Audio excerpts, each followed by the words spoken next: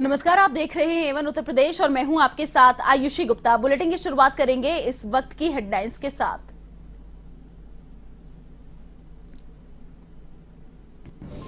UP में महिलाओं की नाइट शिफ्ट खत्म, राज्य सरकार ने जारी किए आदेश। शाम 7 बजे से सुबह 6 बजे तक नहीं करा सकेंगे महिलाओं से ड्यूटी। प्राइवेट सेक्टर पर भी लागू होगा आदेश।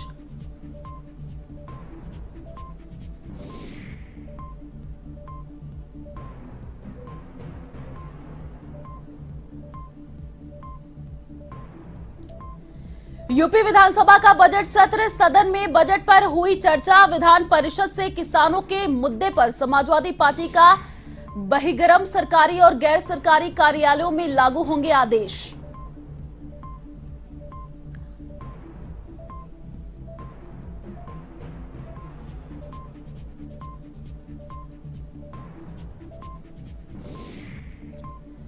यूपी के मुख्यमंत्री योगी ने उत्तराखंड के सीएम धामी के लिए मांगे वोट। टनकपुर में निकाला रोड शो, योगी ने किया धामी की ऐतिहासिक जीत का दावा।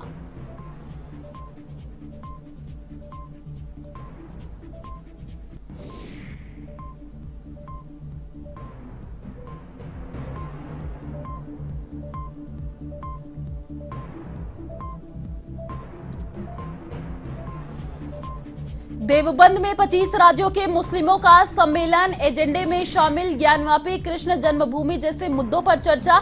मौलाना बोले, आज देश धार्मिक बैर भाव में जल रहा, सत्ता में बैठे लोग हौसला बढ़ा रहे।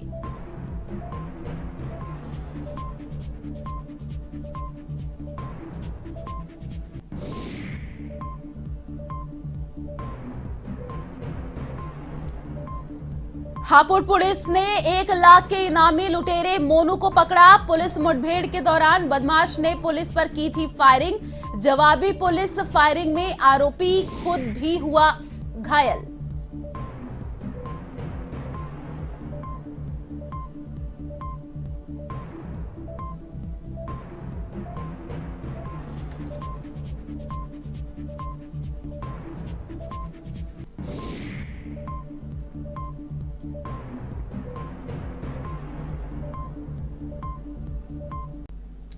यूपी में योगी सरकार ने महिलाओं की सुरक्षा में बड़ा कदम उठाते हुए उनके लिए रात की ड्यूटी खत्म करने का ऐलान किया है। योगी सरकार ने आदेश जारी करते हुए शाम 7 बजे से सुबह 6 बजे तक महिलाओं को ड्यूटी पर नहीं बुलाने का आदेश जारी किया है। यह आदेश प्राइवेट और सरकारी दोनों क्षेत्रों पर लागू होगा। सरकार ने यह भी कहा कि अगर किन्हीं कारणों से किसी महिला कर्मचारी की ड्यूटी शाम 7 से सुबह 6 बजे के बीच लगानी पड़ती है तो इसके लिए लिखित अनुमति लेनी होगी। साथ ही आदेश के तहत यदि महिला शाम 7 बजे बाद ड्यूटी करने से मना करे तो उसे नौकरी से भी नहीं निकाला जा सकेगा।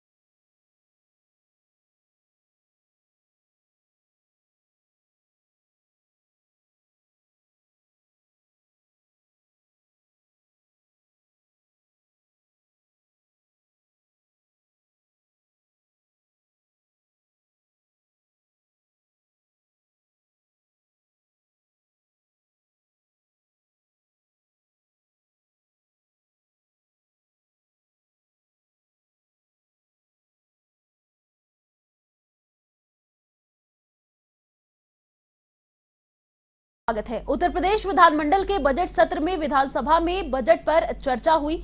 साथ ही आपको बता दें कि राज्यपाल के अभिभाषण पर धन्यवाद प्रस्ताव के कारण शुक्रवार को बजट पर चर्चा नहीं हो सकी थी। ऐसे में शनिवार को बजट पर चर्चा हुई। योगी सरकार ने 26 मई को वित्तीय वर्ष 2022-23 का बजट जारी किया था। बजट पर चर्चा के दौरान समाजवादी पार्टी आक्रामक दिखी।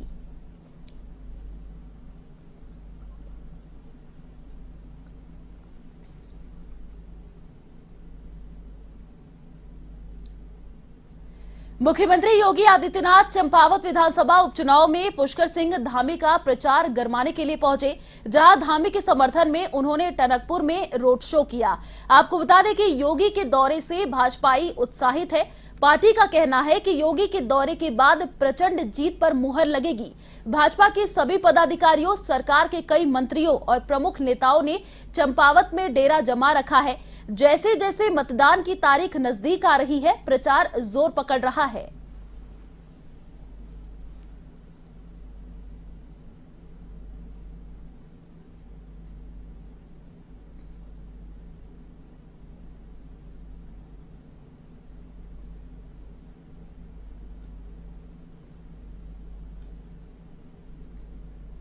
उत्तराखंड चुनाव के दौरान मुझे उत्तराखंड के अंदर कुछ सभाओं में आना था, लेकिन अचानक खटीमा का कार्यक्रम मेरा स्थगित करवा करके टिहरी, कोटद्वार और अन्य स्थानों के कार्यक्रम लगा दिए गए थे। आदरणीय प्रधानमंत्री जी का रुद्रपुर में कार्यक्रम होने के कारण उस समय चाहते हुए भी मैं खटीमा का दौरा नहीं कर पाया था और मुझे इस बात का यूपी के सहारनपुर में मुस्लिम संगठन जमीयत उलमाए हिंद का 2 दिवसीय सम्मेलन चल रहा है। आपको बता दें कि जमीयत उलमाए हिंद के नेशनल सेक्रेटरी मौलाना नियाज अहमद फारूकी ने कहा, आज हमारा देश धार्मिक बैरभाव और नफरत की आग में जल रहा है। युवकों को इस ओर बढ़ाया जा रहा है। देश के मुस्लिम नागरिकों, पुराने जमाने के मुस्लिम शासकों और इस्लामी सभ्यता और संस्कृति के खिलाफ और निराधार आरोपों को जोरों से फैलाया जा रहा है। सत्ता में बैठे लोग उनके खिलाफ कानूनी कार्रवाई करने के बजाय उन्हें आजाद छोड़कर हौसला बढ़ा रहे हैं। आपको साथ में ये भी बता दें कि जमीयत उलमाए हिंद इस बात पर चिंतित है कि भरी सभाओं में मुसलमानों और इस्लाम के खिलाफ शत्रुता के प्रचार से दुनिया में हमारे देश की बदनामी हो रही है। इससे हमारे देश के विरोधी तत्वों को अंतर्राष्ट्रीय मंचों पर अपने एजेंडे को आगे बढ़ाने का मौका मिल रहा है। ऐसी परिस्थिति में जमीयत उलमाए हिंद देश की एकता, अखंडता और प्रगति के बारे में चिंतित है। भारत सरकार से आग्रह करती है कि ऐसी गतिविधियों पर तुरंत रोक लगाई जाए जो लोकतंत्र, न्यायप्रियता और नागरिकों के बीच समानता के सिद्धांतों के खिलाफ और इस्लाम पर आधारित है।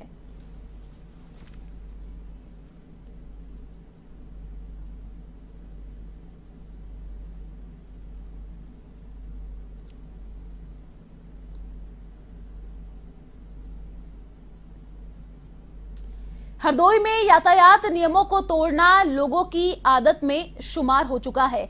यातायात नियमों के प्रति जागरूकता अभियान का भी इन पर कोई असर होता नहीं दिख रहा है। साल भर चले इस अभियान में 6,742 लोगों के वाहनों का चालान किया गया है, जबकि 1,036 वाहन बंद कराए गए हैं। इन सभी पर 2.5 करोड़ रुपए का जुर्माना लगाया गया है।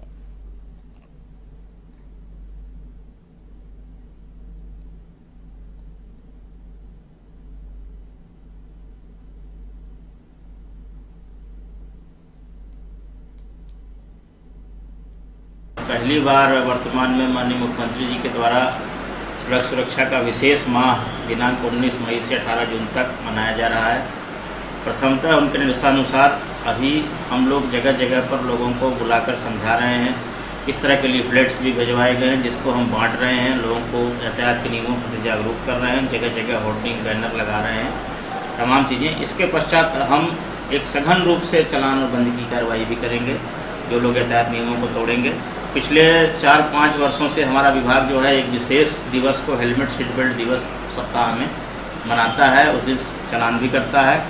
और यूपी में 5 साल पहले की अपेक्षा अब कम से कम 40 से 50% लोग हेलमेट लगाना शुरू कर दिए, जबकि पहले ये 0 के लगभग था।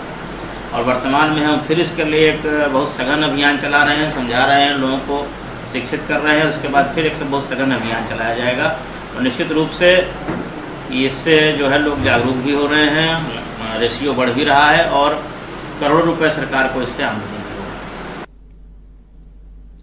खबर झांसी से है, जहां हर शनिवार को आयोजित होने वाले थाना दिवस पर जिलाधिकारी रविंद्र कुमार और वरिष्ठ पुलिस अधीक्षक शिवहरी मीना ने कई थानों का निरीक्षण किया और फरियादियों से बातचीत कर उनकी समस्याओं को जाना भी। आपको बता दें, साथ ही समस्याओं के निराकरण के लिए अधिकारियों को आवश्यक दिशा निर्देश भी दिए। इस दौरान दोनों अधिकारियों ने क्षेत्र में भू राजस्व से संबंधित विवादों के बारे में विस्तार से जानकारी ली।